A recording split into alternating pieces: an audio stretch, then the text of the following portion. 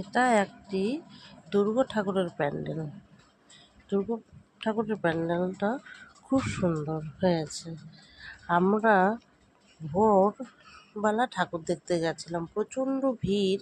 এই প্যান্ডেলগুলোতে প্রচণ্ড ভিড় পড়েছিল বলে আমরা ভোরবেলা ঠাকুর দেখতে গেছি। দেখো কত সুন্দর করে প্যান্ডেলগুলো বানানো হয়েছে, গায়ে কত সুন্দর কাজ করা হয়েছে।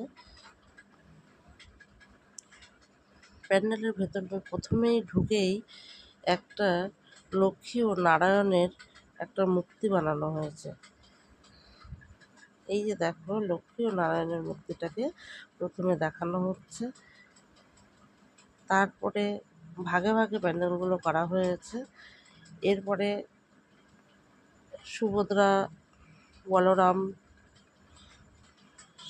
বলরাম ও জগন্নাথের ছবি দেওয়া হয়েছে। তারপরে দেখো এই যে কত সুন্দর, ওপরটা খুব সুন্দর হয়েছে, মানে কাজ করাগুলো আর লাইটিংগুলো এত সুন্দর হয়েছে বলার মতো না। এবারে দেখো দুর্গার মূর্তি, এ দেখো কি সুন্দর, দুর্গার মূর্তিটা বেশ সুন্দর হয়েছে, হেবি সুন্দর হয়েছে। তো এবারে চারপাশটা দেখাচ্ছি, দেখো কি সুন্দর চারপাশটা, কত সুন্দর করে কাজ করা হয়েছে।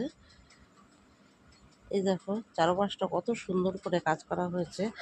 ঝাড়টা দেখো বেশ সুন্দর, হেবি সুন্দর ঝাড়টা, হেবি লাগছে ঝাড়টা।